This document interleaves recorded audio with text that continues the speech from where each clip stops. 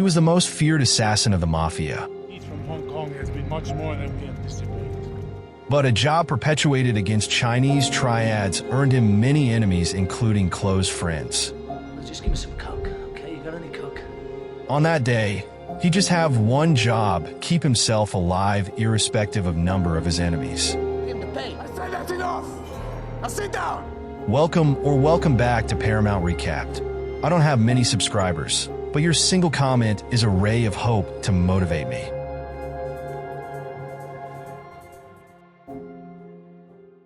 The movie kicks off with Chev, our main man, who happens to be a hitman for hire. The guy's job? Knocking off some of the most important people on the planet. He works for Carlito, a big-time cartel boss, which makes Chev kind of like a 9-to-5 assassin, but without the coffee breaks. Things were going fine until he killed a Chinese rival named Kim, and now he's got enemies everywhere. One morning, Chev wakes up feeling like he partied way too hard last night, but without the fun part. His vision's a mess, and walking straight? Forget it. He stumbles into his living room to find a DVD waiting for him. Thinking it's some weird horror flick, he pops it in, but surprise. It's Ricky, another assassin, giving him the worst wake-up call ever. Yo, Chev, I poisoned you while you were snoring. Good luck. Chev, who clearly isn't a morning person, flips out and smashes the TV. He doesn't even finish his coffee before hopping in his car and speeding off to find Ricky. On the way, he calls his buddy, Kalo, who's like the Siri of shady info, and asks him to find Ricky so he can return the gift. But as he drives, his heart starts doing the cha-cha, slowing down. Chev is like, okay, stay awake, don't die yet, and somehow makes it to a club. There, he storms in, grabs the owner,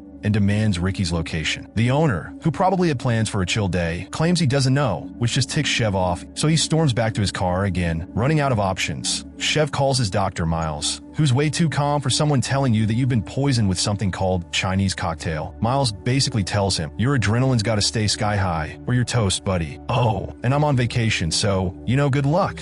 Talk about bedside manners. Chev, now realizing he has to stay active like he's in some messed up fitness challenge, thanks Miles and ends the call. Suddenly, he hears sirens. The police are on his tail, telling him to pull over. But Chev's like, you want to chase? You got it. He speeds up and drives straight into a mall, which is probably not what they meant by mall traffic. After crashing his car into an escalator, classic Chev, he escapes through a back door. On the street, Chev hijacks a taxi. Hey, if you're poisoned, everything's fair game, right? Inside the cab, he starts shaking his head like he's at a rock concert, trying to keep that adrenaline pumping. After a quick stop at a grocery store, where he scares the cashier into handing over a bunch of energy drinks, he's back in the cab. Because why not? He heads to Carlito's place, thinking maybe my boss can help. Spoiler alert, Carlito knows all about the poisoning and doesn't feel bad about it. Turns out, the Chinese gang is mad about Kim's death, so Carlito threw Chev under the bus to make peace. Chev's response? He throws the cab driver out and speeds away, adding another stolen car to his day. As he's cruising, Miles calls again with more helpful advice. This time, he tells Chev to get some epinephrine shots from a hospital. Like he could have mentioned that sooner, right? But just as he hangs up, Kalo calls, telling him Ricky's brother, Alex, is hanging out at a nearby diner. Chev doesn't waste time and rushes over. When Alex steps outside, Chev takes him down, chopping off his hand with a butcher knife because why not? Grabbing Alex, Chev demands to know where Ricky is. But even handless, Alex refuses to spill the beans. A brief fight breaks out, and Kalo steps in to smack Alex with a stick because apparently, sticks are the new weapons of choice. Distracted, Alex gives Chev the perfect moment to shoot him. Problem solved, one less bad guy. Next, Chev sneaks into a hospital, pretending to be a patient. Now, he's not exactly the most subtle guy, so when he spots two cops, he bolts down the hall. Picture this. Chev dodging patients, leaping over wheelchairs, and darting downstairs like he's in a hospital-themed video game. Finally, he grabs a nurse and, with his gun, kindly asks for an epinephrine shot. The nurse, completely freaked out, hands him the vial, and Chev, now feeling his heart slowing again, gets desperate. Here's where Chev goes full-on crazy mode. He demands the nurse hit him with a defibrillator to jolt his heart back to life. Reluctantly, she agrees because, well, the shock sends Chev flying into an elevator, like a cartoon character hitting a wall. Just as the cops arrive, Chev fires a few shots, forcing them to duck for cover, then slams the elevator doors shut. As he's descending, he injects himself with the epinephrine, but accidentally goes overboard. Now he's buzzing around the city like he's had way too many espressos. His wild ride comes to a stop when he sees a crowd watching TV. Turns out, the police are on high alert, and there's a citywide manhunt. Great. Meanwhile, Ricky finds out Chev killed his brother, courtesy of a severed hand deliverer. Talk about terrible gifts. Furious, Ricky swears revenge, vowing to find Chev and end him. And that's where things really get interesting. Soon after, Chev spots a cop on a motorcycle and, in true Chev fashion, grabs the officer's gun and tells him to back off. He then hops on the bike, does a little mocking circle around the cop just for fun, and speeds off toward Eve's place. When he gets there, he frantically tells her to get dressed, and they leave the apartment in a hurry. Outside, Chev sees one of Ricky's goons watching them. Thinking quickly, he drops Eve's bag, distracting her long enough to break the guy's neck and toss him into a nearby pool. Just like that, problem solved. He casually heads back to Eve, and they make their way downtown to grab a bite at a restaurant. While they're waiting for their food, Chev decides it's time to drop a bombshell. He confesses that he's a hitman and that they're in some serious danger. Eve, understandably, is shocked and thinks this might be his weird way of breaking up with. Furious, she storms out of the restaurant, leaving Chev to chase after her. He catches up, grabs her hand, and then suddenly his heart starts slowing down. Feeling himself fade, Chev desperately asks Eve to help kickstart his heart with some public romance right there in the street. At first, Eve thinks he's out of his mind, which, to be fair, he kind of is. But after a kiss, she's convinced. Before you know it, they're going at it right there on the street with a crowd cheering them on like it's some wild street prince. Just as things get heated, Chev gets a call from Kalo, who tells him that Ricky is hiding out in a nearby warehouse. Without missing a beat, Chev quickly puts his pants back on, kisses Eve goodbye, and rushes off to handle business. Chev arrives at a warehouse, where he's ambushed by Carlito's henchmen. He realizes Kalo's death was part of a trap set by Carlito. Enraged, Chev starts a shootout, killing 2 of Carlito's men. In the chaos, Chev spots Eve in the elevator. Using Kalo's body as a shield, he joins her, but is shot in the leg. They reach the ground floor, where Chev tortures a thug using a sewing machine. They escape in a stolen car, pursued by Carlito's men. During the high-speed chase, Chev returns fire, causing their enemies' cars to crash. After escaping the chase, Chev gets a call from Dr. Miles, who gives him an epinephrine infusion to slow the poison. However, Miles reveals there's no antidote. The poison will kill Chev eventually. Refusing a peaceful death, Chev sets up a meeting with Ricky to settle unfinished business. After kissing Eve goodbye, Chev heads to a hotel, where Ricky's men disarm